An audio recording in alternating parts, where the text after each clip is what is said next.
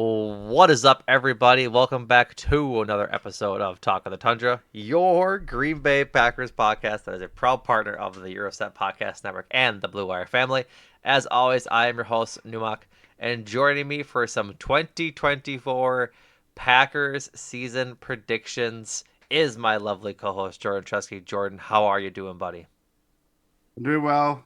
I'm doing well. I just answered your question twice. How are you doing? I'm doing great. We are in week one of football. 5 days from today, 4 days from when you're listening to this, most likely, the Packers are going to be playing football in Sao Paulo, Brazil. I am excited for that. It should be fun. I think we also have the uniform combinations, considering colors were a big thing in the months leading up to it. I believe the Eagles are wearing their black and white uniform set, and the Yep, they Packers are are. wearing their trusty, tried and true green. That is what I've been hearing. So I'm uh I'm excited. It should be a good matchup, a good color scheme for the jerseys. But all in all, it's just time for football. We got through college football yesterday and today on Sunday. Yeah, get out of here. I don't care about. I will care about them when they're Packers. I don't care about college football. It's a broken system. NIL has not done anything towards it. Plus the Badgers, this it's the same year every year. Do not tell me it's any differently. Luke Fickle, oh, he's gonna make them into a national championship. I will die before that happens. And I'm a young man. So I'm glad you and me are in the same boat for I just don't understand why people talk themselves, delude themselves into the same thing. They played. Who did they play on Western Friday? Western Michigan. Yeah, they played Western Michigan, Beat them by and they two won by scores. 14. They were supposed to beat them by 28. Yeah. Oh my God, it is insane. I The haven't. cachet the Badgers football team has over people in this freaking state. I do not understand it. I'm sorry. I don't think I've seen you this upset by something since Tommy DeVito. Which I'm Because with this you. is a bigger I get it. I'm with you. meatball part of the A phrase, spicier meatball, huh? a spicier meatball, because I've been battling this perception for years, and I just don't. Whenever I say this as someone that had their hearts into the Badger program because it's the Same, you know, same. but I just see it. I've seen this story before, and Yeah, you know what? I want to read a new book, and I that know. book is called The Book of Love, written by Jordan Love. Okay. Great transition. Great transition. So earlier last week, I should say, the Packers cut their squad down. Obviously, we talked about that in the last episode. As a result, they had a couple of players that they were not able to bring back to the practice squad and sign their own slew of Packers or of new Packers. As a result, to one of the new ones being kicker Braden Darvison, the kicker from NC State, undrafted free agent from the Tennessee Titans. Greg Joseph is no longer the kicker for the Packers. That lasted all of a day, not even. Um, Not even, which we kind of both Alluded felt to, was, yeah, yeah, it's like this, it was very wide open. yep. So, uh, from everything we saw from the Titans playing throughout the preseason, like through his plays, kicked well, missed one from 59, I believe, then hit from 57. Shortly thereafter, hit all of his extra points.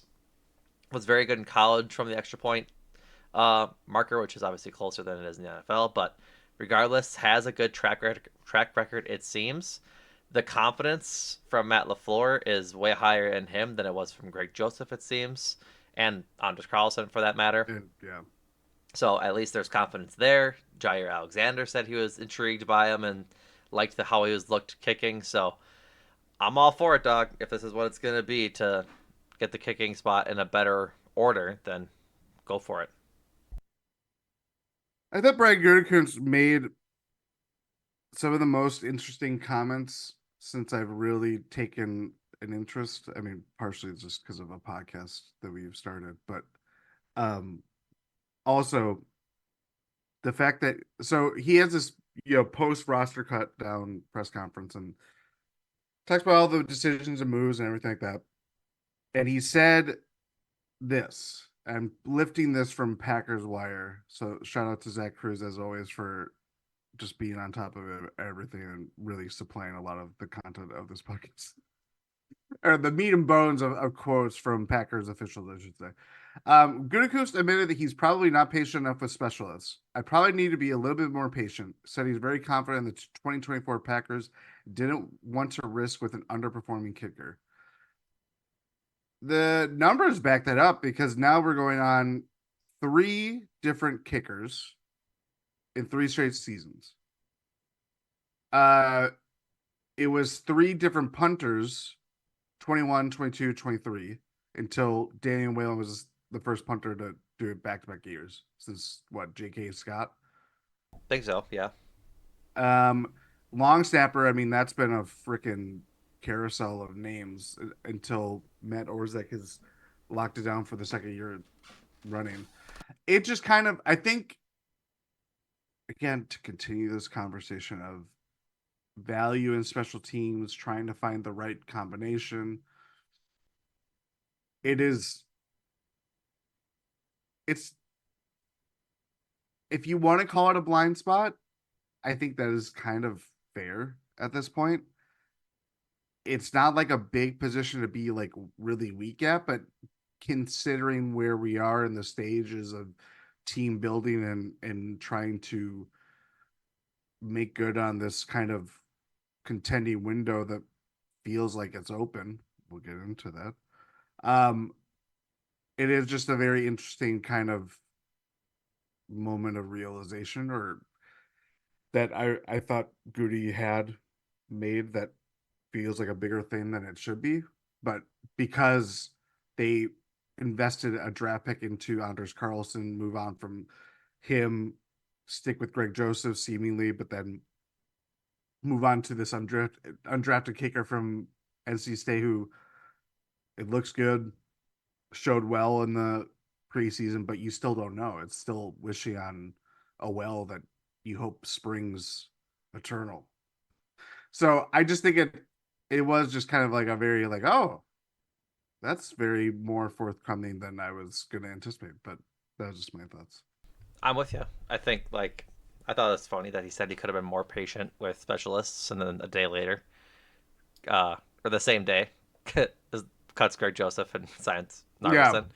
Like that's just yeah. a little a funny coinkydink, but I mean he's right. Like I do think that having the season be soiled by a kicker is not the best way to do it. Like at least because it's such a volatile position, you know. And so Mm-hmm. good on him for going to find one if you have confidence in the two, because obviously I don't think him or Matt LaFleur did. So Yeah. all for it. Good, it's good to go. We'll see how it goes. How they fly in Sao Paulo. It's a pretty neat NFL debut. Yeah. So um, obviously, like they said, they signed Braden Narvison to the 53-man roster, letting Greg Joseph go. Packers also lose NFL high five players to other teams through waivers and things like that, including wide receiver Grant DeBose. He went to Miami. Michael Pratt was signed to the Tampa Bay Buccaneers practice squad.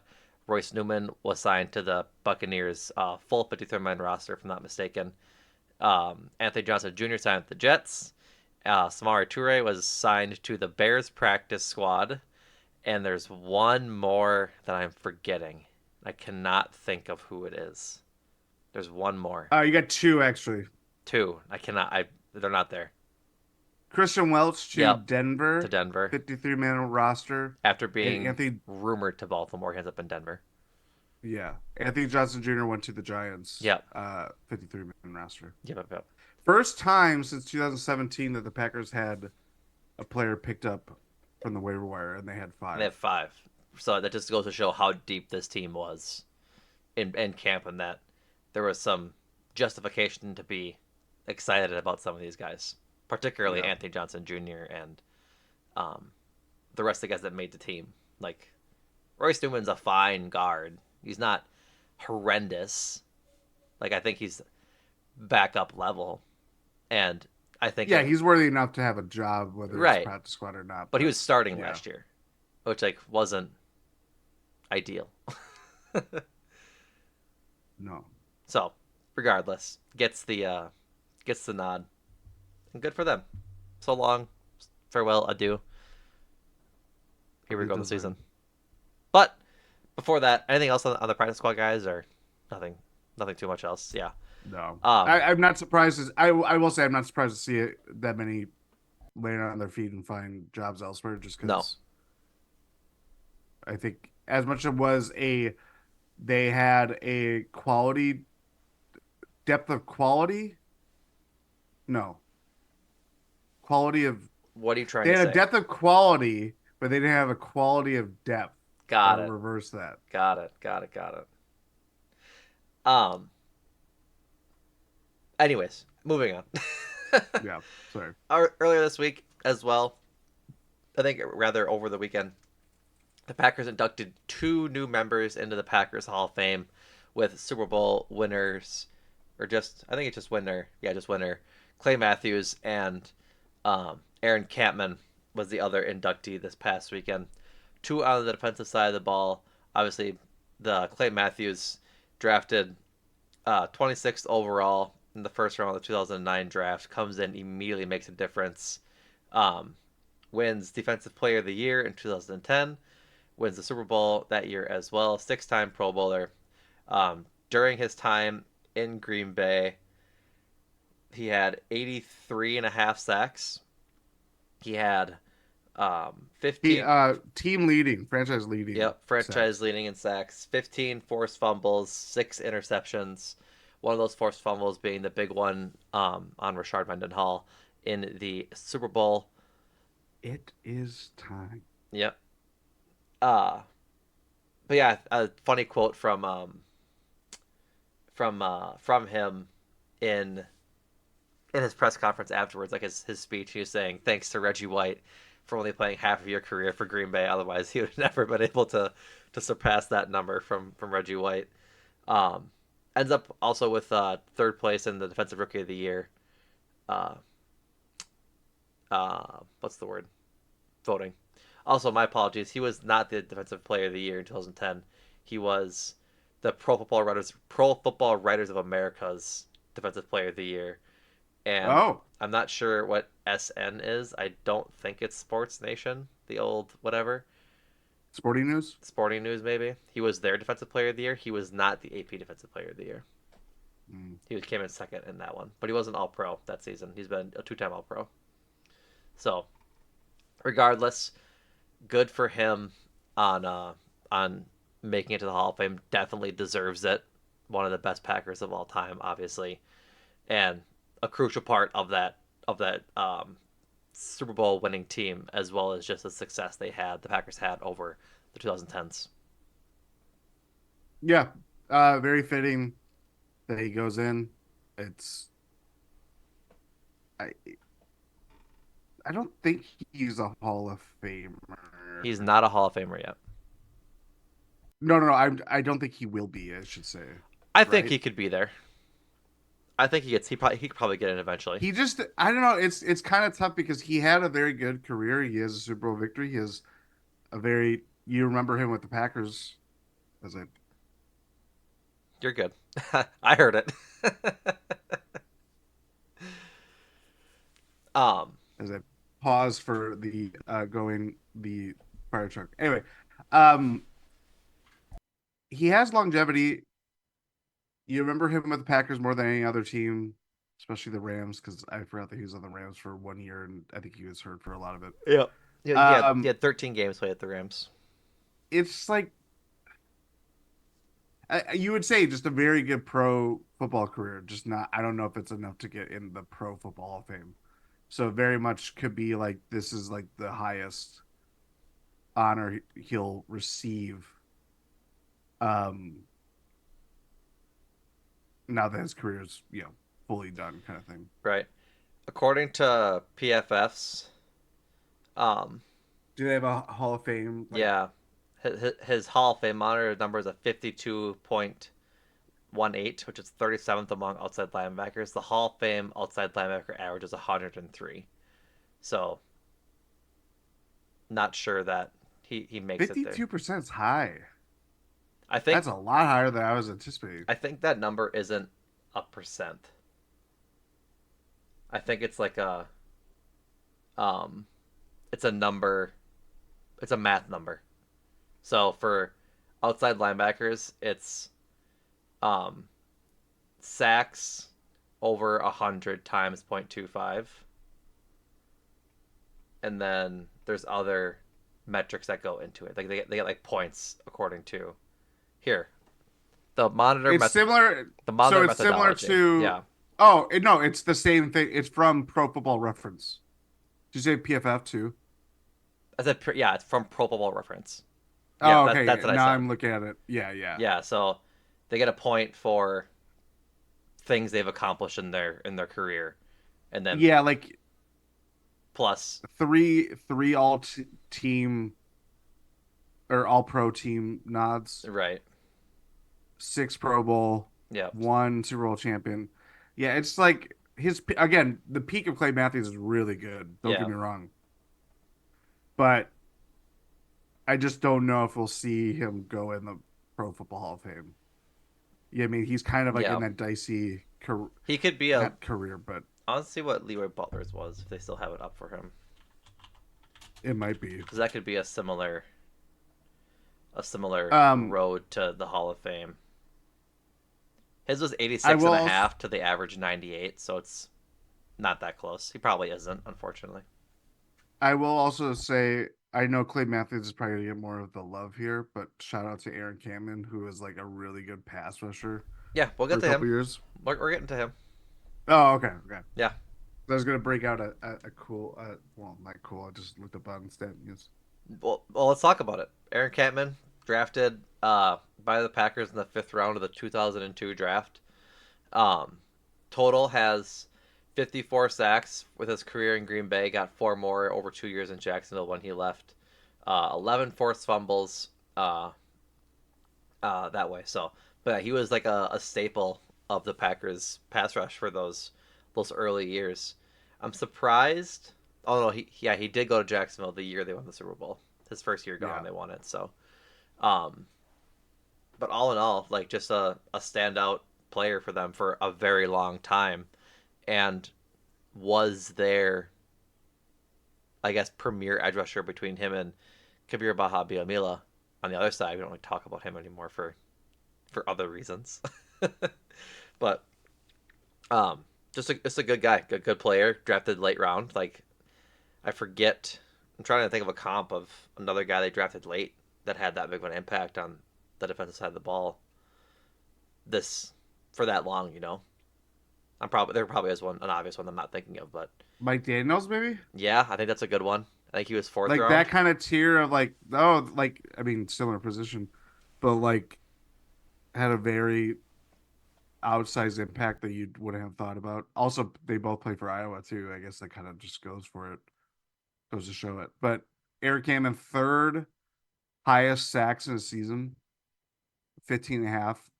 Like he had a 3 season stretch where I have already lost my Eric Hammond well stuff. 3 season stretch where he had um double digit sacks with 15 and a half for 2008. 6. No, 15 and a half in 2006. Sorry. 12 sacks in 2007, 9.5 in 2008. So fell Still pretty good, but still pretty good. So, but yeah, like the early McCarthy years, late,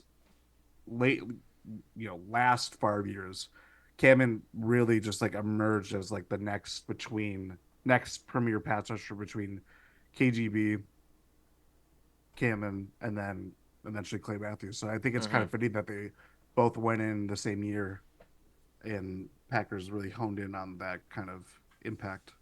Oh, absolutely, absolutely. So, but yeah, shout out to them. Two Packers legends now enshrined at 1265 Lombardi Avenue. Small plug for the Packers. You haven't gone to the Hall of Fame. It's cool. Go check it out. Um, Nothing else from those two. We did miss something in the news and notes. The Packers started practicing today. All 53 men started practicing. That includes Marshawn Lloyd, who's practicing for the first time since his hamstring injury against Cleveland in the first week of the preseason. So we'll see how that shakes out on Friday of whether or not he plays a significant role in the backup role behind Josh Jacobs, or if that role goes to my young son, Emmanuel Wilson. Either way, good to see him back on the practice field, getting some work in, and to have all the guys healthy going into this week of practice before week one. So, that being said, Jordan, I believe you have some predictions for me. Do you want to tell the people? Do you Yes. want to tell the people how this will shake out? So very similar to how we did last year. It's not necessarily 20 questions because there are more, because some are added, tacked on depending on our answers. But we are going to do our predictions for the season. Most of them are Packers, but we'll sprinkle in some NFL wide predictions or questions. And obviously, we'll revisit this when Packers season is over after they win Super Bowl, whatever number it is, 59? Yep. Yes, I believe so. Doesn't matter. Or is it 58? I'm I looking it up wrote it now. down. It is 59. 59. But yeah, we'll revisit these predictions at a later date after Jordan Love becomes the next Super Bowl winning quarterback. Anyway, Yep. prediction time. Are you ready?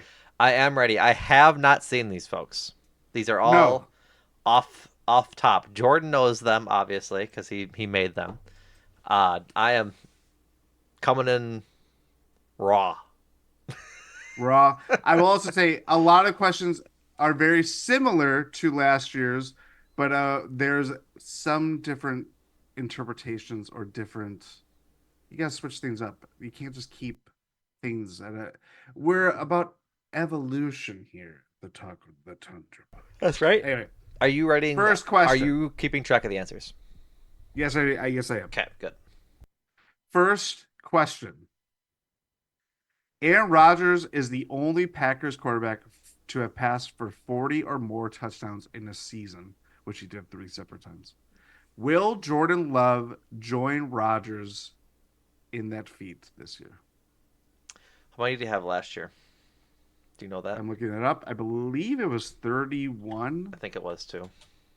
I think 32, which was second in the league, by the way. yeah.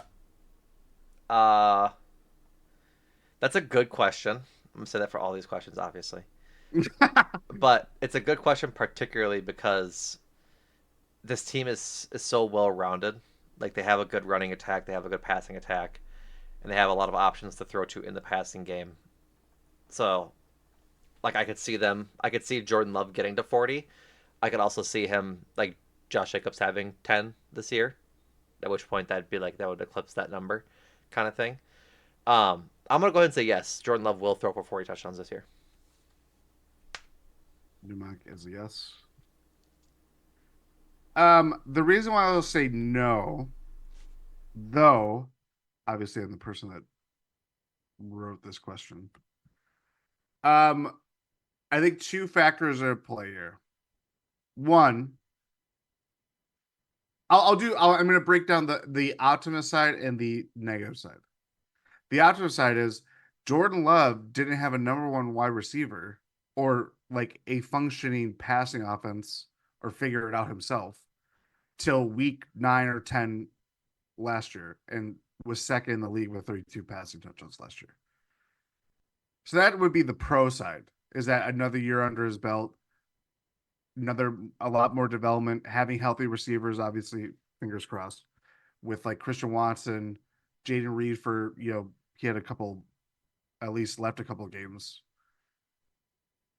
Just all that experience, and obviously having a stable running back, which is going to be the biggest thing this year. Um, Almost After all the certainly. injuries to both Aaron Jones and AJ Dillon last year, And Emmanuel it Wilson. was He had injuries Hey too. man Wilson. I know. I'm just saying. I'm just saying. Easy, Tiger. Easy, Tiger. Easy, Tiger. Anyway, my con is okay. He had 32 touchdowns. If we expect like some that the Packers offense is going to be one of the best in the NFL, I believe Shaheel Kapadia from the Ringer. He really good football writer. I like his information and just how he breaks down the game. I believe he expected them to be the best offense this year, which is not crazy. It's not crazy. It's not crazy. But I do think Josh Jacobs is going to eat into that because again, having a number one healthy running back is going to help Jordan Love in the long run. I just think going from 32 to it's 8 more touchdowns, but it is just like there are going to be games where they're not going to be firing all cylinders, kind of thing. So that is why I would say no, but I think it gets very close. I would say if I had to put a number, I'm going to say 37. You said he was at 32 last year. Yeah. So looking at his stats from last year, he had one, two, three, four, five, 6 games last year where he threw 0 or 1 touchdown. And Wow, I know. And so I think if you just bump all those to two, and that gets him to to, two. well, like those, like in the game he threw 0, have him throw 2 instead. In the game he threw Let's get 1. to if he got to one, we'd be talking about wins after those games. I Come know, on, I understand that, but like if you there's 17 games this season, average if you just have him at least all for 2, he's already at yeah, 34. Do yeah, you know what I mean? Like I just think yeah. uh that the potential is there kind of thing. Next question, Jordan. This one was a lot harder because we'll just get into it. Let's predict Josh Jacobs' rushing stat line for the season. Carries 2 or just yards? Um, if you want to put a number on carries. The reason why it was a harder one to think of is that literally the year before Josh Jacobs was the NFL's leading rusher in 2022 with 340 carries, 1,653 yards, 12 touchdowns, yada, yada, yada. Yeah. Is that he almost, the year before and the year after, so last year, he almost equaled or it averaged or totaled about what he had in one year Yeah, in he 2022. had 20 more yards, 20 less yards in 2021, 2023 combined than he did in 2022. Yeah. Um yeah, this is a tough one. I think he'll get,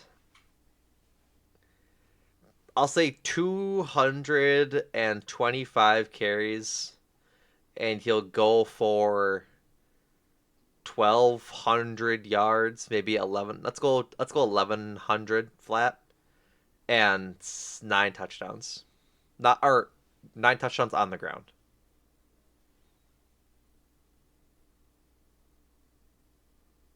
I'm going to go, I think you're along the same wavelength. I'm going to go very specific. 238 carries.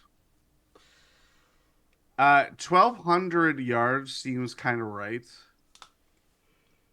Just something about, I think, again, when you have a quarterback as good as Jordan Love is, you don't necessarily have to rely on Josh Jacobs all the time.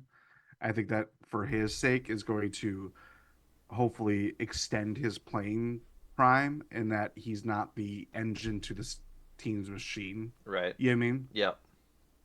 Um, I will go. I'm gonna go 10 touchdowns. I think he breaks double digits. All right. I could see it. I could definitely I see gotta it. be consistent with my things too, especially with saying Love is not gonna get Right. that. So yeah, actually, you know what? I'm gonna. So I went 1,200 rushing yards. I'm gonna say 1,228. Okay. Let's go. Okay. That just might work. All Anyway, that right. is our prediction for Josh Jacobs. Um, a lot easier question to probably digest and answer. Which Packers pass catcher will lead the team in receiving touchdowns? Which Packers pass catcher is going to lead the team in So we are including tight ends. Okay. I didn't say wide receiver. Yeah. Um, which Packers pass catcher is going to leave the team in tight or in And touchdowns? Josh Jacobs can be in this Yeah. too.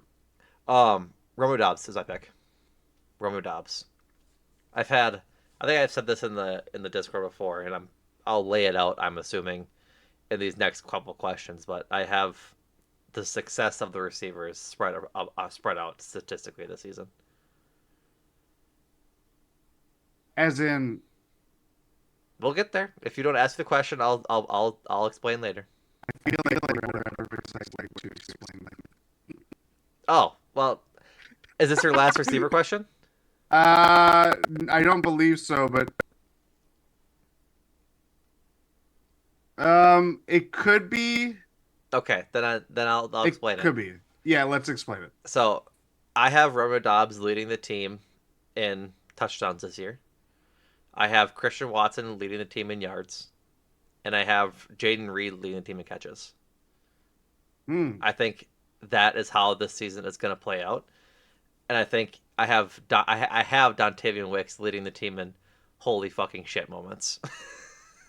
Oh, scientific term. That's right, but like I That's just interesting. because we saw the love to Dobbs connection last year, right? Like that is an established connection that has been evidenced more this offseason and in training camp about how much Jordan Love loves throwing through Romeo Dobbs, and I think that's just gonna keep having uh there's a word for this, I can't think of it.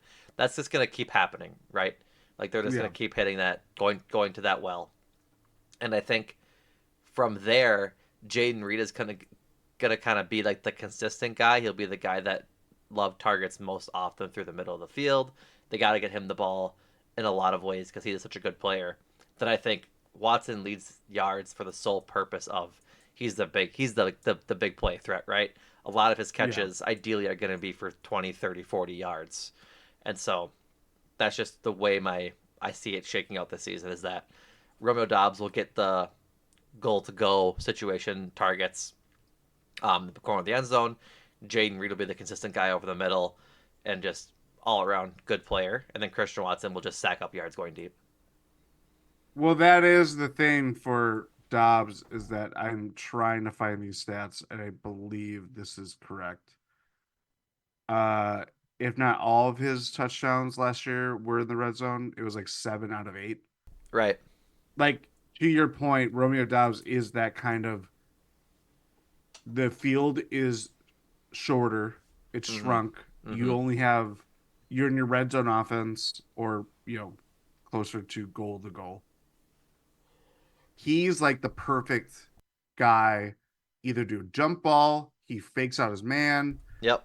can can make those catches in that sense. Jaden Reed, a lot of the success for him was doing those pitch passes that he made happen that Right. they count as passing touchdowns. Yep. But it was open field success. Yep. And obviously that's going to happen when he's a slot receiver and all that stuff. Does that carry over into this year? I don't know. The Love to Watson deep ball connection is obviously, I think a lot of people, we all got sucked into it last year and it wasn't there in part because of Jordan Love's development wasn't there yet, but also Yep. Christian Watson wasn't healthy. I don't know. It's a good problem to have, that's for sure. And not for nothing, we know Jordan Love likes likes to throw to his tight ends. Right. I'm just not sold that the best tight end on the team, in my opinion, is going to be the one that gets the most snaps. But I digress. Um, I'm going to say Jaden Reed. Leads this team touchdowns. I'm going to say he's the pass catcher that leads the team in touchdowns this year. Gotcha. In part, I want to be a little different because last year we had a lot of the same ones that we Yeah. both fell on them. But I think Jaden Reed is kind of getting slept on, in part because we just didn't see him. I don't think he played at all this preseason because he was, whether it was injury or He's he was on a different timeline than others. well. I think he played the first preseason game. He just didn't get a target because all the starters played That played is true. Yeah. played one series. They played 3 plays. It was a Yeah. a rush, and I'm sorry, a rush, a pass to Josh Jacobs, and then a bomb to Wicks. And they said, "All right, we're done." Like that was the only reason we didn't really see Jaden Reed in that game. But I will agree with you. I think we haven't heard a lot from Jaden Reed um, from training camp. Whether that's just because the focus has been so much on Christian Watson's health and Dontavian Wicks is a good place and things like that, but I'm not worried about it at all, kind of thing. I do No. want to. I've been mulling it over. What did you mean by your tight end comment? Oh, I know what I meant. I think Yeah, Tucker Kraft is going to be the better tight end in the long run. I think he is too. Yeah. But you think that I think Musgrave is going to get more more played this work, at season? least as like it's going to be if he's healthy for the entire season, he's going to be more of a fixture as like targets going his way rather than Tucker Kraft. Got it. Got it. Got it. And I Okay. think Tucker Kraft is going to be the better player. Got it. All right. Remember how I said there's maybe another pass catcher question? I have another one. And I know your answer already is. Will the Packers have a pass catcher who has a 1,000 yard season this year? And Yes. if so, which ones will it be? I think Watson and Reed get there. Oh, I just don't think Dobbs like has the yards in him. Like I still think a lot of his work is gonna be coming in the middle of the field. You know what I mean? to be fair, uh, I'm curious. Hold on. Reed Sorry, led go on. Sorry. I just Reed led the team in receiving yards last year with 793. Dobbs led or was second with 674. I'm trying to see. So for context, I want this in 30 games. Romeo Dobbs has a career of 1,100 yards. Like that's just FYI. But his longest reception to date is 36 yards. He's a possession wide receiver. Yeah, like I just don't think he has those big plays in him to be racking up the yards that would require him to get to 1,000. I think he's a Yeah. good player. I think he's a valuable player. We definitely need him in the offense. I just don't think he's got that one like target share as well as Yeah. just like that's not his game, right? That's his game isn't breaking off big 50, 60 yard catches deep. It's just Yeah. it's just not. He's Well, he's I think that's he part works of through the why sideline. his. That's why the playoff game against the Cowboys last year was such a revelation. Is that he was like, He's working over the middle of the field and everything. yeah, and kicked their And that ass. was like the first time we saw that. So maybe that's something we see more coming out of this, but I doubt it. But Yeah. we'll see. We'll see. Who's yours? I'm gonna go Jaden Reed. I'm gonna say yes and Jaden Reed. I think Jaden Reed just kind of. I'm Christian Watson. I still gotta see it before I predict that he has. I was gonna say, are you still wary of snake bitten Christian Watson? Yeah, and I think it's valid too. As much as I I do believe. yeah, I don't blame you. Like I get it. Yeah. You, I mean, made the point for me of Dobbs can be useful in this offense and still have like a 800-yard season, and we'd still be like, yeah, that's fine. You know what I mean? Like every now that things are more clear, and Matt LaFleur wants to vomit anybody talks about a number one wide receiver on the Packers offense, is that things just look a lot more clear in how they work with what weapons they have available. And not for nothing, Dontavian Wicks had 591 receiving yards last year, and we were talking about him being like the quiet rookie. Right. It's like his the primary workload of his catches were these huge either DPI calls that they worked in their favor, or him Right. getting like 30-yard catches.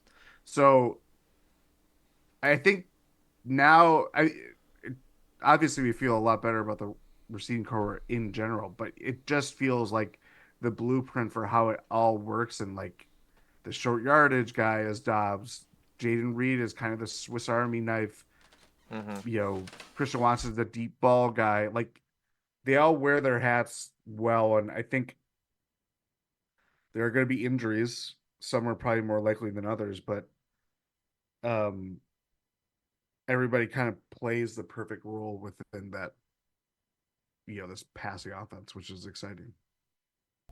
Yeah, it's really exciting. I think like that's like just where it lands for me, right? Is that Yeah. Dontavian Wicks could be very good. Could be very, very good. He could be the combination of honestly, he could be the combination of Christian Watson and Romeo Dobbs And Jaden Reed. and Jaden Reed, where he just gets a lot of work. More so as a receiver, not like a Yeah, the nope, totally yeah. get it. Yep. Where he just gets a lot of work over the entirety of the field rather than not just sidelines, not just over the middle, things like that. But that could be interesting if that's how he develops. So it's a big we'll see kind of thing as to how they mix in these four really good receivers. But yeah, I think they have two in Watson and Reed. All right. Next question. Which Packer will lead the team in sacks for the 2024 season? I think it's Rashawn Gary I, was number one with 9 sacks last year. I think it's still him, I just think because this is. he's still good. You want Another to put a number to it? uh 12. Yeah, 12. Hmm. A little bit of a jump, but not a big one, kind of thing. Like I'm gonna go bigger. I'm gonna go 14. I would love to see it. I'd love to be wrong. I think Lucas Van Ness and the rest of the front being good might help him, but it's we just haven't seen that from him yet. It's what's what year 5, year 4 for him, Who? Gary. Gary. Yeah, Year 5 because of the contract, but obviously right. it's like because of the injury. It's 3.5, 4 kind of thing. yeah. But yeah, that's kind of where I'm sitting. I'd love to see him have that big number. It's just a matter of can he do it? I think he can, but Yeah. we'll see. We'll see. I'd be shocked if it Um. was anybody else though. Like if it's anybody else, it's kind of a bad thing. Yeah, that probably means injury or Just not a good Gary's year, which is no not ideal either. hand of the dirt didn't work. That's what it would say. Do you think anybody else gets double digits? No, I agree. not for lack of talent. I just don't think. It's gonna be by committee. Yeah, that too. Like I just don't think Preston Smith has 10 sacks in him. He no. Like that'd be It's worked out incredible. so far for him. Yeah, like if Preston Smith has 10 sacks, I'm ecstatic and I'm singing his praises. Not that I don't already, but I just think that's a lot for Preston Smith. Yeah. Um, and if Lucas Van Ness does, holy moly, we're talking about a breakout season. If any of the D linemen do, that's a breakout season. Like I can't remember the last time Kenny Clark had upwards of 10. Like I don't that, believe he has hit 10, but he had 7.5 last year, which I think that is the I think this highest is he's had in a high. season. So regardless, if it's not Gary, something's either going Yes. really really good or something went sort of bad this season. Um. All right. Next question. Are you ready? Yep. Which Packer will have the most interceptions this season? Do you Uh, remember who led the team in interceptions last year? is it Keyshawn Nixon? No, Is it he's Karen? not on the team anymore. Was it Razul? Nope. Oh, he's not on the team anymore. Oh, is it Jonathan? Oh no, Rudy. I don't know. Rudy Ford. Yeah, it was Rudy Ford. It was Rudy Ford with 2. Yeah, not Packers as a team had like 5, right? Maybe 6. 7 interceptions. Yeah, that tracks. Yep. Interceptions is a hard one because they can just come at the weirdest times. I will give it to a safety though.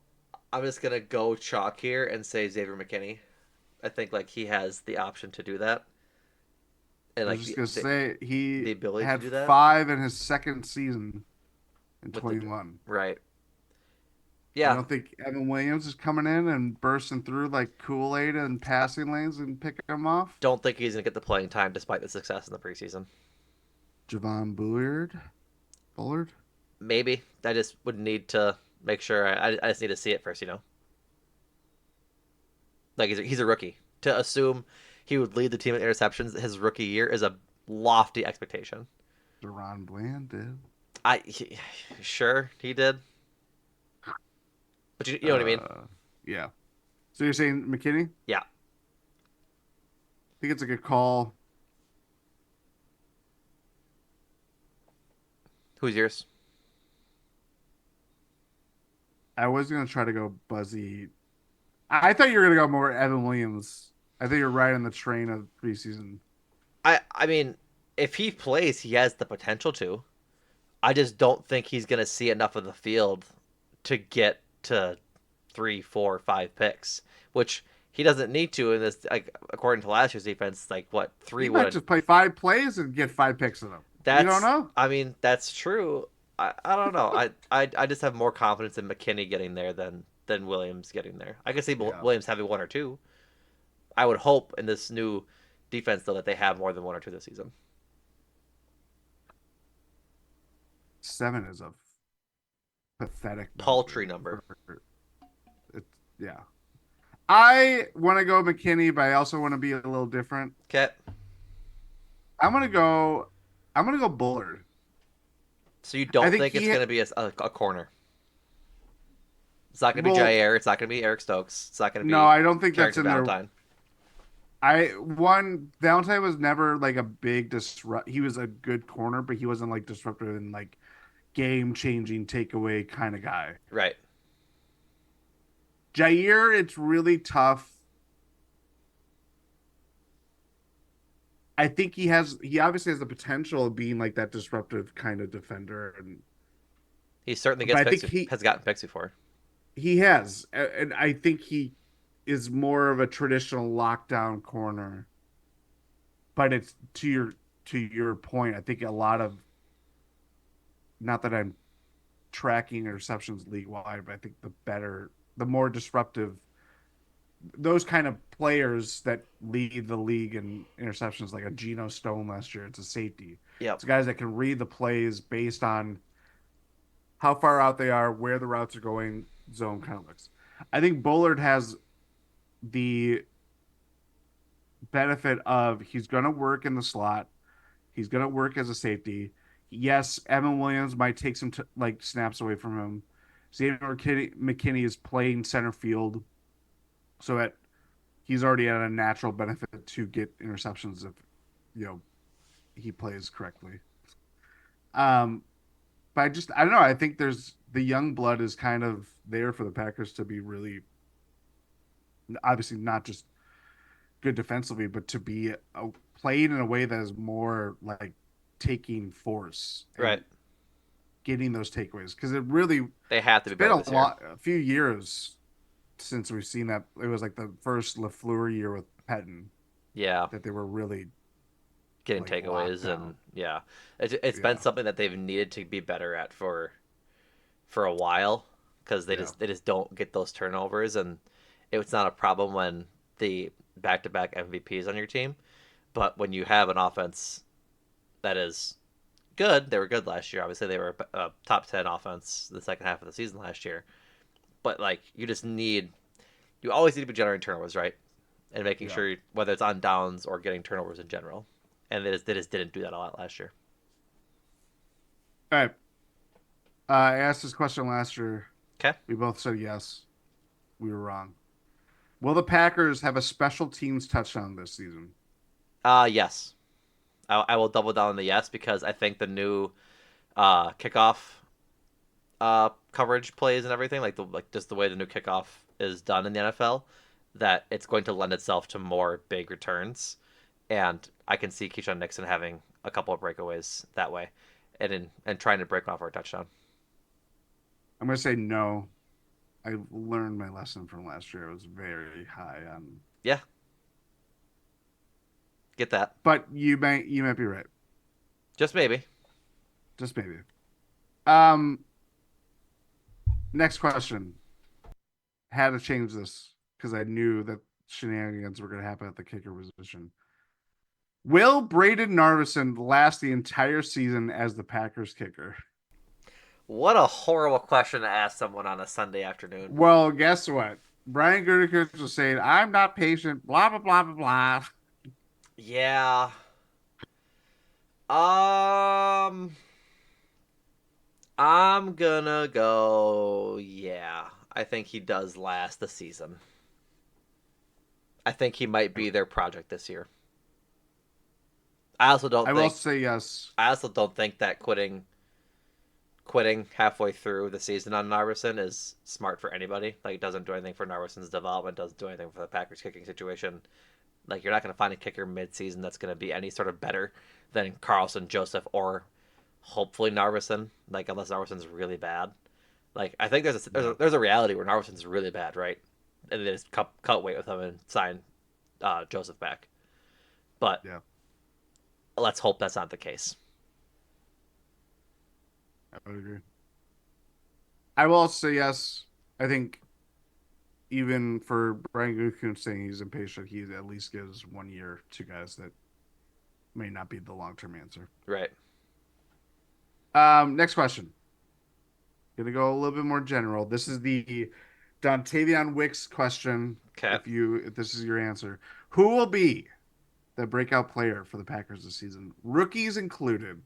I believe I said Zach Tom last year. I want to say Did I say Reed? I cannot remember. I'm looking up right now I forget who I said. because Who's this going is to be the this. breakout player this season? I have a question You for you, said Christian Watson. Christian Watson. I have a question. Yes. What would the line need to be for it to be Jordan Love? Or can that not be Jordan Love? Do you know what I'm saying? If you think, and actually, we might have a question about this later. If you think Jordan Love is going to be in top three MVP voting, Yep. I think that is breakout That material. makes this question a lot harder because I do think he can get there this season, but I'm so curious as to like who on this team is gonna really take that next step. Christian Watson last year was is a nice pick just because he was slated to do that. Um, I'm trying to Also, go ahead. breakout can be like it can be something like that, taking that supersized leap, or we didn't think this much of you, and now you're a starter that the Packers are That need to relying rely on. on. Yeah. Like I don't know, an Emmanuel Wilson. way, way, way I'm to not dangle just the carrot. I'm just saying there's Um, different definitions, and why that's don't why it you makes it pick fun. first so I can chew on this? You pick and give your explanation. Let me chew on this cud quick. Uh, um, this year I did not have anybody in mind because last year I specifically asked that question because I thought Zach Tom was going to be it. Not a surprise, he kind of was. This year is very tough in terms of everybody from last year's draft class just had a little bit of everything, when it wasn't Anders Carlson. Um, maybe that was going to be my pick before he got cut. Kidding. Um, I know it's really tough. It's Jordan hard. Love, it's a tough one. Can also say Josh Jacobs because he had a injury stink filled whatever stink Yeah, but bin year last I year. think in the same realm of Love being able to be named this breakout player, Josh Jacobs also has to have a similar bar, like Yeah. 1,600, 15 touchdowns kind of thing. I just don't think he gets there. Devontae Oh, Wyatt. my boy. Do you think? No, do you think he capable of doing this? No, I want him to be, but I don't think he can. We Hmm. in the bits and stuff we saw in the preseason, he was still having issues wrapping up and finishing sacks. If he can do that, that's what'll get him to that breakout kind of player kind of thing. But he was still having issues with that in the preseason, so I'm gonna hold my optimism on him, even though I do think he's very good and want him to be as good as I hope him to be. Um, who did you say? Who did you give? I've not given anybody yet. You got to give Do you have yours. an answer? No, I don't have. I'm almost I'm there. looking at names right now. I'm just being like, oh, Quay Walker is interesting. Yeah. I'm gonna go. Yeah, I'm gonna go Jaden Reed. It's not sexy. Like it's the most I think like that's sexy. Why do you say that about Jaden Reed? because he was really good last year. But he was good in a rookie way. Like when Right. you explain why you say. Well, I don't think it's sexy because I think it's the natural. It's like the natural progression of what I expect him to do, right? Like he was what he had 700 yards last year, a few touchdowns, all battling through um, a rib cage injury that he was playing through like week He left in a week lot of out. games early. Yeah, yeah, he played the first half of a lot of games and then didn't play the second half of a lot of games. I'm trying to look. He had almost 800 yards last year and 8 touchdowns. Like, and he had 64 receptions. I don't think it's out of the realm of possibilities. It's a lot, but if he gets to like 100, 1,000, and 8, 9 touchdowns, that's a really standout year for Jaden Reed, and I don't think that's Mhm. like out of the realm of possibility. But like you say, like who's the standout player? Who's the breakout player? My inclination is to like someone like low on the totem pole that you don't quite necessarily think it's going to be there yet, like Evan Williams, like Javon Bullard, like Carrington Valentine per se, like Lucas Van Ness, like saying Lucas Van Ness is a hot pick because not hot as in like spicy, not hot as in popular. It's a spicy take because like okay, he didn't really do a whole lot last year. He was still developing, but he looked really good in preseason this year. And so if you're saying Lucas Van Ness is going to be that guy that is the breakout player, what does that look like? It gets your imagination running, right? Having Jaden Reed be the breakout player is just having Jaden Reed be the breakout player that he was last year for 17 games and full games, and not 16 games Mhm. played, but 32 times or probably 25 halves, something like that. Like you know what I mean? Well, I know it's it funny how makes you said sense. it. 25 It makes halves. sense. It makes perfect sense. Don't tell me it doesn't because I'm not. I it understand. says I 16 understand. games played. He didn't play all 60 minutes of those games when he could. 17 He played 16 last year. too, and so yeah, I he know. missed one So and that, then left so that's multiple. so that's Yeah, so 25 halves. I get it. I get it. It's just a funny phrase. I'm very torn. I'm also again. This is open interpretation. Lucas Van Ness does intrigue me, and again, part of this, it's really hard to say. Like Zach Tom, outside of just having this belief that I think he's going to be this really dependable All Pro lineman, like I thought last year. yep. You don't have like a number to like tack that on, like a stat line. Lucas Van Ness had 4.5 sacks. He had I how mean, many kind of. Sacks snaps? allowed would be a good one for that. Sacks allowed is like now that there's player tracking it, it's gotten good that you can do that. But part of the you want tangible evidence of like this is a Right. leap. I'm gonna go Lucas Van Ness. I do think he's gonna get a lot more work. I hope so. I think I don't know what number he has to reach, but when we were talking about the sacks question, I think Preston is very dependable, but it's not like sexy. It's 7, 8 sacks a year, pretty much on average since he's been to Green Bay. Yeah. But I do think Lucas Van Ness shows why he was a first overall pick last year. I mean, I'm going to just call it because he was the Packers didn't make the playoffs, but he was a lottery pick for them Yeah. in 23. Kind of. I'm going to say he Kind gets of. like Sort of. seven. Not really. Same thing. It's not the same thing, but it shows it's easy to just say first round pick. But Also wasn't their pick. well, I know. That that's what I'm it saying. was 2 picks. I know. I know. I'm gonna go Lucas Van Ness. I'm gonna say he gets 7.5 sacks this year. All right. I'd be down. Let's do it. Lucas Van Ness, 7.5 sacks. Very specific this year. Okay.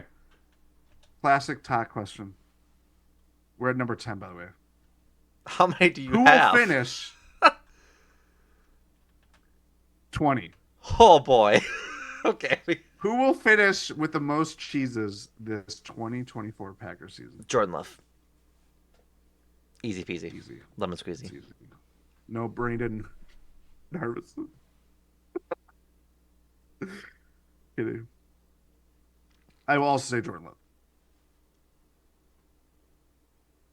Who would you say is second, if that's more interesting? Actually, no, that's Uh going to take up more time than yeah. we don't need. No. I'm going to do this. I'm going to introduce this bit. I wanted Okay. to do this last year and I forgot about it. Okay. We're tracking Lambeau leaps by Packers this year because I feel like Packers last year were not doing as much.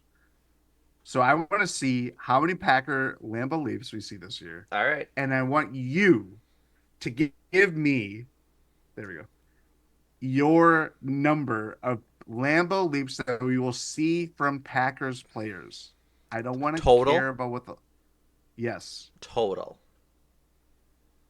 Uh Who is putting 15. their fanny 15. in that section? 15 leaps. 15 leaps total. 15. Interesting. They have played.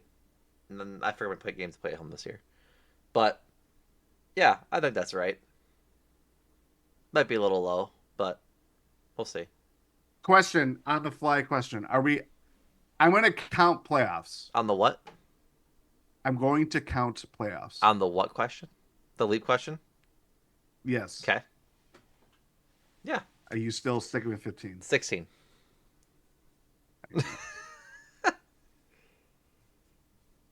Because you got to think I want the like pride they have to of have like Lambeau. I understand, but like the thing is like they just have to have games at home to do that. They can't do them on the road. I know, So but I want the pride of Lambeau leaping to return. I I think it don't will. I want. just think there's a lot of games last year they lost at home.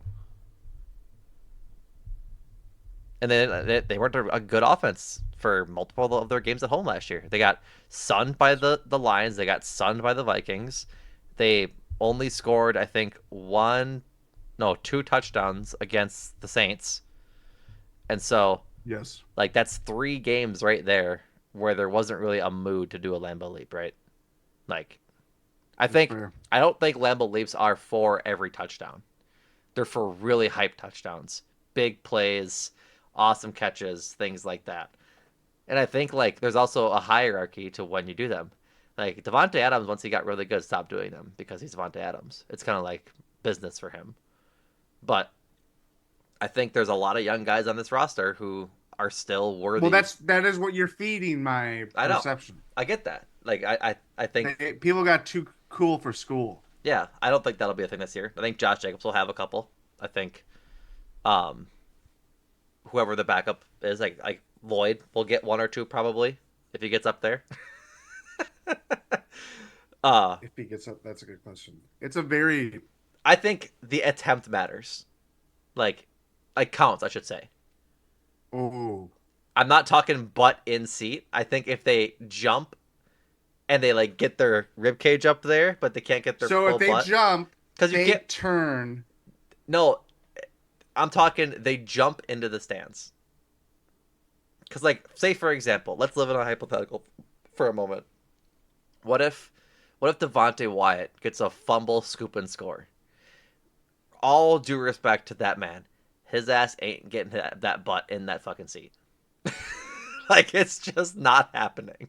I'm writing to your prediction that a leap is a player jumping and getting in the stands. It doesn't matter if they're sitting like you would imagine a Lambeau leap is, where they're sitting with the fans facing out towards the field. If it is jump into the fans, head, arms, everything up there, that counts. Okay. Regardless of how or regardless comfortably of sitting, regardless of success. regardless of success. Okay, so that is the barrier. We might have some. There could be some controversial I don't Lambeau think leaps it's then. gonna be controversy. I don't know. 16 is a good number. It's kind of what I wanted to say. So I'm gonna go Price is Right and say 17. All right. Price to right would be 15, by the way. No, because I Yes. pick one over. No, you're always trying to pick one under. You don't want to be over in Price is Right. I'm That's why picking picking one is the 15. Price is Right score. Picking 15. Well, which one is it, Jordan? 15. Okay, I think that fits your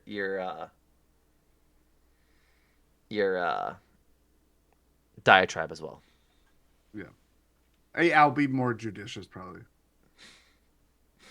Next question. Will the Packers make the playoffs this year? Yep. Yes. If so, how far do they go?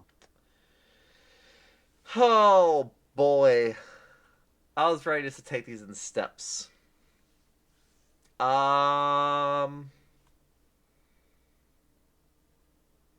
NFC The Championship next game. question is kind of goes hand in hand with this. If we, NFC Championship game. I want to say Super Bowl, but I want to maintain some level of tampering expectations. This is not a Super Bowl or bust year for them. So I'm going to be optimistic and say they build on their success from last year, make it to the NFC Championship game. Then I think next year is going to be like the year. But I wouldn't hate if they made it to the Super Bowl this year either and won it because I think they can.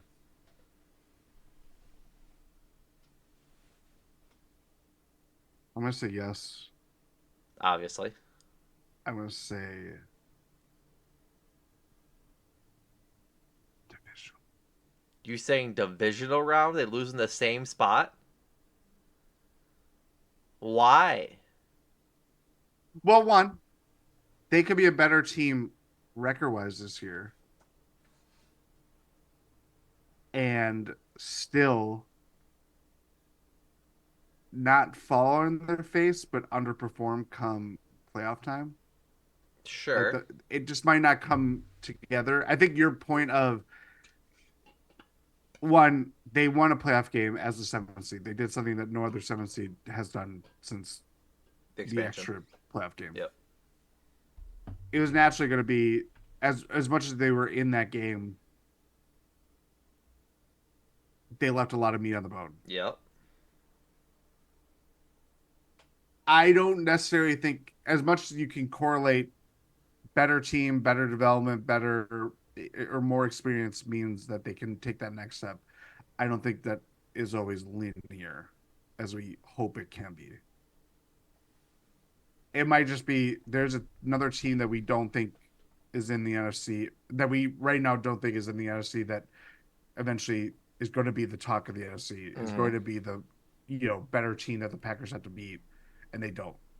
I don't know what team that is right now, admittedly, so makes my prediction look stupid, but I just don't think that they're quite there yet. Okay. But if it's week 6 and Packers are rolling, and I could easily just be like, this is a Super Bowl winning team. You know Yeah. what I mean? Oh yeah, I'm gonna be optimistic the entire season. Like I truly think they can win it. Like honestly, if you were to ask me, can they win the Super Bowl this year? I think the answer, I believe the answer is yes. I think expectations are just like make the championship game for me. It's fair. This question probably should have been asked before that, but will the Packers win the NFC North this season? If no, who will win the division? Um, I'm gonna say yes. Yeah, I'm gonna say yes. It's gonna be tight between them and the Lions, but I think they do win it. If you're asking, I I probably believe. if I don't know if it's a question, but I think they probably could slash should be the one seed. You think they will have the best record in the NFC? Yeah. I'm writing this down. Listen, man, Trent Williams is still not practicing with the Niners. I'm not. I don't think the Niners are going to be the best team in the NFC. I mean, it has to come to pass at some point for that team. Who knows? Like they're good. Don't get me Yeah. wrong, they are good. Well, I just not to be morbid, but one of their receivers just got shot yeah, that was last night. that. Like there's just a lot of weird There's a stuff lot of going on. bad omens with that team right now. Like again, that's not to make light of Ricky Pearsall getting robbed Yeah. and shot, But the Ayuk thing was a very long, like a long, dramatic, exhausting discussion. Uh, Trent Williams is still not paid. Like he's just not. I don't think he's practicing with them either. Like I don't. I don't think he plans on playing, if I'm not mistaken. Um, and so it's just something's got to give. And yeah, they could be really good and be a Super Bowl contender like they are every other year. But Yeah. I think like as contenders for the NFC top spot, it's the Niners, the Packers, and the Lions. You could mix in the Cowboys, but I know you don't want to. Wild times. No, there's a lot of stuff with that one too. Yeah. Anyway, Do you think they do? that they're the number one seed? Nope. Do you think that the Packers will win the division? I do not. I think it's the Lions. I I, I wouldn't be surprised. I just have. I'm very optimistic about it. Like I think this team is. I have high personal expectations for this team and how they should look throughout the year. That's fair. Even though I recognize they're a bit lofty. Next question. Packers just had one Pro Bowler last season, Kenny Clark. How many Pro Bowlers will the Packers have this season, and who will they be? Man, that's a hard question, Jordan. We can skip it. No, I'll go four. I'll go Jordan Love, Zach Tom. I'm trying to decide the receiver. Jaden Reed and Xavier McKinney. Yeah. Jordan Love, who is Jane Reed. Jordan Love, Jaden Reed, Zach Time, and Xavier McKinney. Yeah. Yeah. That's where I'm going with that. I'll go three. Jordan Love, Sean Gary, Xavier McKinney. That's fair. I think that there is definitely the possibility of the Packers pass catchers and specialists on offense cannibalizing each other's votes. That is true. Next question: will the Packers have any major award winners this season? If so, who do you think will which? Who do you think will win which award? Uh For the record, we predicted. You predicted Matt LaFleur would be Coach of the Year, or in the Coach of the Year conversation at yep. least. I predicted Rashawn Gary comeback Player of the Year, which is probably low hanging fruit, but Excuse me. Trying to think. What is it? MVP, OPOY, DPOY, Rookie of the Year, and Coach of the Year. No, no. I think they ultimately don't walk with any hardware. I think Jordan Love again could win MVP. I, I would. if the Packers, sorry, I'm asking this for the sake of our listeners that might be asking this question. If you think the Packers are the number one seed, do you think Matt LaFleur will win the Coach of the Year award? Because I'm going to say right now, I think Matt LaFleur wins the Coach of the Year award. Well, that's the thing, right? Is he's been like they've been the one seed before, and he hasn't won it with Aaron Rodgers, right? When they went 13 and Yeah, but 3 the let's first just time. be honest. I think Well, they gave Rodgers the MVP, but not before the Coach of the Year. Like who was Coach of the Year last year? It was Dan Campbell, wasn't it? They weren't the one seed. let's look at this. I don't know. He was actually not. Who was the? Well, was it Shanahan It was Kevin Stefanski. for the Browns? The year before that was Brian Dable. The year before that was Vrabel. Yeah. And the So, year before but that so was that's the thing. Stefanski again. So that's the thing is Kevin that Stefanski has won it twice. and they were Get the and they were fuck and they were outta the one here. seed neither time. So that's what's so weird about NFL Coach of the Year and honestly Coach of the Year anywhere else is that it's never the best coach for the best team ever. No, Like it's the team for that NFL. I lied. Belichick won it in '07 for the 16-0 Patriots. Um, Yeah, but it's always the coach that brought the team that either didn't make the playoffs or had low expectations to a higher level the next year. which is crazy because Dan Campbell hasn't won it. or Like Dan Campbell you have didn't to win be it in so overwhelmingly better than than the rest of the any other field, team. right? Yeah. And like I don't think that's the case for Matt LaFleur or anybody else. Like I think he should have won it multiple times already this like in his career at the Packers. Like 2019 was John Harbaugh for the 14-2 Ravens. Okay, I guess. I think honestly that uh LaFleur should have won it that season when he brought in like he came in and got this team back to where they needed to be. 2020 with the NFC Championship That was game, Lamar. You have to remember too. That was Lamar's first MVP year. they were 14-2. That's only one more I win. know. Like I know. that yeah, that's why I don't think he wins it. I don't think he ever can win it at this point if he hasn't won it already, which is a shame to Matt LaFleur. But he'd have to something magnificent would have to happen. Like 2011, the Packers go 15-1. Mike McCarthy does not win that award. Coming off of a Super Bowl, Yeah. like he doesn't win the award. I just don't think he'll be able to win it. MVP, I think Jordan Love can win it. I don't think it's all their own possibilities. I think he has all of the opportunity to do so. Um, that's just such a hard prediction right now for me to make. Like to not give it to Mahomes is something crazy. Yeah. I feel like a Josh Allen, if he has a really good year with the weapons he has, like if the Bills somehow go like 12-5 or Well, 13 and let's just 4, let's just go to it right now because this is one of my questions. okay, Who will be the NFL MVP this season? I am not going to give you an answer. You know what? I'll just say Patrick Mahomes to be safe. But I think there's a larger discussion here about like who is capable of winning it. Because like Brock Purdy could win it. If the 49ers are still really good, they could give it to Brock Purdy. I know that's an eye roll, but it's always a quarterback, right? Like the It times is. that of them giving it to a receiver or giving it to a running back is just not there anymore, right? And so um let's see. There hasn't been a running back or another position player that isn't a quarterback to have won it since Adrian Peterson's 2012 season, and before that, And he literally had to break the rushing and he literally had record to to break the do it. rushing record to do it.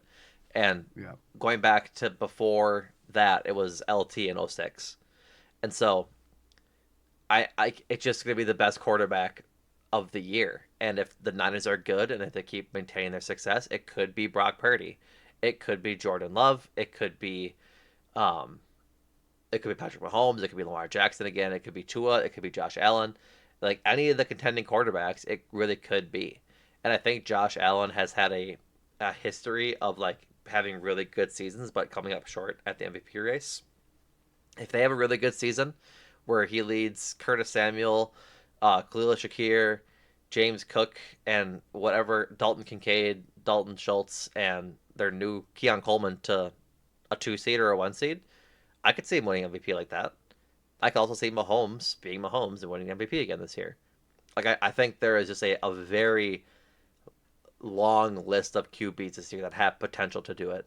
Like like Dak Prescott isn't all their own possibility. If everything goes right for the Cowboys again this year. Like He finished second last year. that's what I'm saying. And so it's just an interesting breakdown of like, okay, there's gonna be a lot of good quarterbacks, probably about 14 of them, that have a chance to win MVP this year.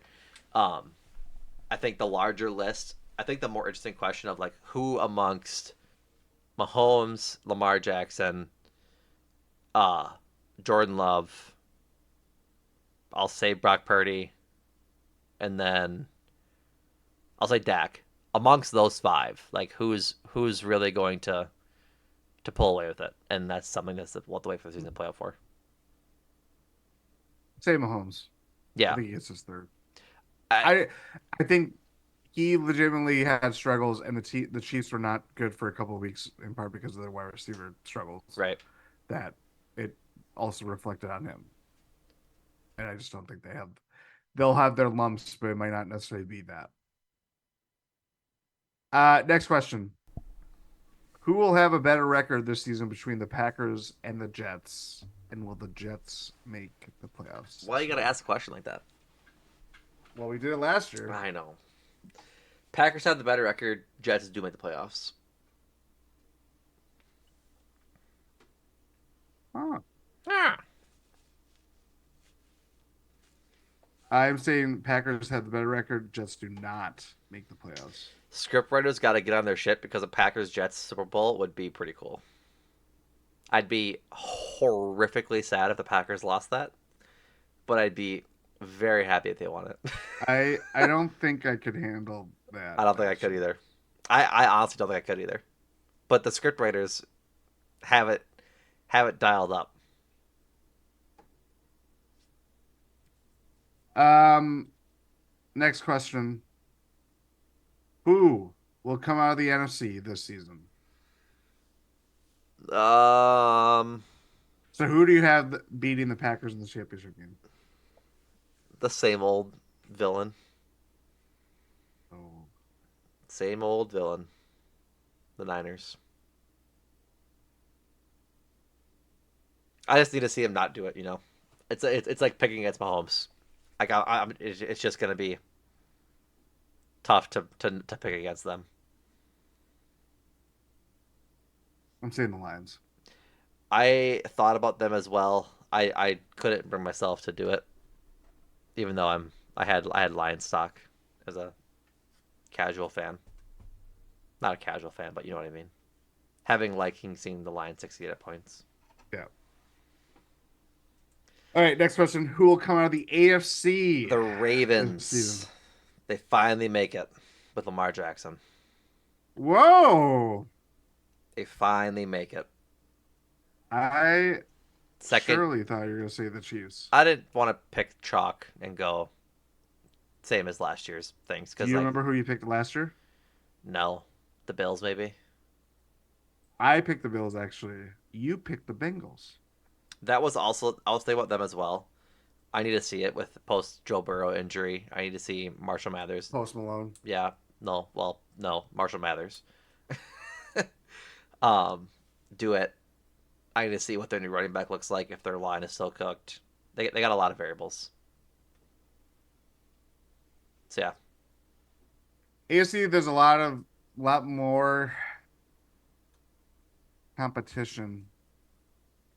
yeah, certainly. Literally, you could say Chiefs from the West, Ravens from the North. Bengals from the north, Browns from the north. I don't see Their the defense Browns as a is Super Bowl just team. their defense is so good. You have to give them Yeah, but consideration. their quarterback is so bad. I understand that, but anyways, Um, the Dolphins. Dolphins East, maybe the Bills if things go right for them. Yeah, it's got a lot of things got to break, but Texans in the South. yeah, I'm going the Chiefs. you're still going Chiefs, Chiefs, Lions. Lions. Yes. Okay, So between the 49ers and the Ravens, who do you think wins the Super Bowl? I have to pick the Ravens because I cannot pick the Niners to win. I can't do it to myself. Well, they haven't done it historically, so you're not that far off. But history would also say Woo! like you got to break through eventually, right? Like, is it going to be no one circles the wagon like the San Francisco 49ers Or the Boston or the Celtics Minnesota before they won. Vikings? Well, um, that would also be the I can't think of the word. Repeat of the 49ers Ravens Super Bowl Yeah, from from New Orleans. 2012. Yeah, Yes. which is The Harbaugh a Bowl. horrible. It's also in New Orleans again this year. Is it really? I'm like 99% sure when I looked I it up. think you're right now that I'm thinking about it, because there was a lot of things of like, ooh, the Packers should go back to New Orleans for the Super Bowl again if they wanted to. Nope. Um, It is. I I think Chiefs with the three-peat or Or Lions. the Lions. I think you have to ethically pick the Lions because no other team's allowed to have been had three-peat other than the Packers. I just think they're good though. I think the Chiefs are good too. I think I think the issue is that they haven't gone Their season hasn't ended before the AFC Championship game since 2019. Possibly Yeah, because they have even later Patrick than that. Mahomes, the greatest quarterback to ever play in the NFL. I know, but that's still a long time. Like it's a lot of games we played, Actually, Jordan. it would be 2018 because they lost Lost to to the the Patriots in yeah. that one. Again, like that's my point. Is that it's just a long time, you know. I'm trying to see It is. I'm trying to see the the Patriots like team page. And I just For the record, you had the Eagles winning last year's Super Bowl. that was a poor I had the choice. Bills. See, if I said the Chiefs, picking the Chiefs, which I would feel comfortably, going chalk, I would be like, you know what? I picked the Chiefs to win the Super Bowl, and they lost in the second or in the divisional round. That's not that Mhm. crazy, Mhm. or whatever. Lions, I do think are going to be the best team in the NFC. I do obviously do think they're going to go to the Super Bowl.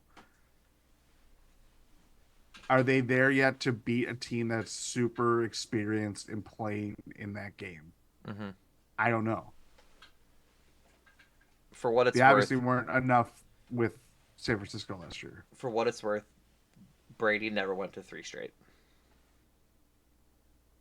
I think the guy that we're talking about is better than Tim. I think he is too, but not like Brady's obviously the goat. That's that. I get what you're saying. It's just it's hard, dude. It's really It's hard. hard. It's hard. This is rarefied air. I know. That's why I'm not okay with picking it. I am. I'm gonna go Kansas City. Okay. I also, again, I used to not be this way, and that it's the same champion. Leave some championships for the other guys. When you're that overwhelmingly better than anybody else I've seen in NFL history, and the same goes for like Travis Kelsey. Yeah. He's legitimately might be the best tight end in the like history of the NFL. As good as Gronk was, as good as Antonio Gates or whatever tight end you want to throw out there. Like Kelsey Hmm. has like longevity, obviously at this point that you could just say like, yeah, he just might be statistically the best tight end we've ever seen. In part because Patrick Mahomes is throwing on the ball, but I just think that just means something. Hmm. But I mean, I get it. so yeah, I'm going Chiefs. All right. That is the end. We did it. That is the end. We did it. All right, folks. I can't wait to look at back at these at the end of the season when Jordan Love and company have hoisted the Super Bowl 59 Lombardi Trophy Where it belongs. where it belongs, back home, kind of thing. So, no, we'll get back to these back in January, February, whenever the season ends. Thank you all for listening. Go check out gspn.info to check out the GSPN the premium Substack with the GSPN After Dark and the ad-free podcasts for all of the GSPN pods. Andrew and Adam had a little bit of an MLB roundup this week on GSPN After Dark, so go check that out. Subscriptions are only $8 a month, so if you'd continue to support us and help us keep making these fun pods, we'd appreciate it. Check out all the GSPN pods. Eurostep with Ty and Rohan. Went in sixth with Adam and Jordan. Cruising for a Bruising with Andrew and Adam, as well as they. I was just on Cruising for a Bruising before this, talking Reds Brewers, taking 3 or 4 that way. So go check them out as that season winds down and they make their playoff push. And then make time for this, obviously as well with Adam and Andrew. They've got a new episode coming out soon, I believe. So go check that out. We'll be back in your pods for the first preseason preview, or rather, for the first preview of the season for a real football game. That was very disjointed, but my apologies. Um, Later this week, as the Packers play in Sao Paulo, Brazil, against the Philadelphia Eagles on Friday. Season kicks off on Thursday with, I believe, Chiefs Ravens. So that's going to be a very, very fun matchup to kick off the season, followed by another Mm-hmm. very fun matchup on Friday between the Packers and the Eagles. So we'll be back in your podcast feeds soon this week. Season has started, folks. Let's get on board and start watching some Packers football. Thank you all for listening. And Jordan, thank you. Thank you.